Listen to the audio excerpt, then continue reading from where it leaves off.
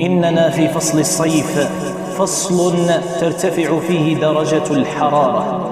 علينا أن نصبر على درجة الحرارة، فمهما طال مكوث هذه الحرارة أو ارتفاعها فعلينا بالصبر، فإنه سيأتي يوم من الأيام لن نجد إلا أعمالنا هي التي تنفعنا، فحرارة جهنم أشد وأقوى.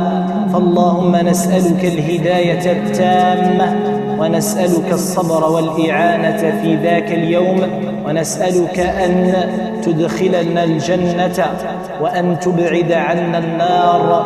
اللهم آمين يا رب العالمين.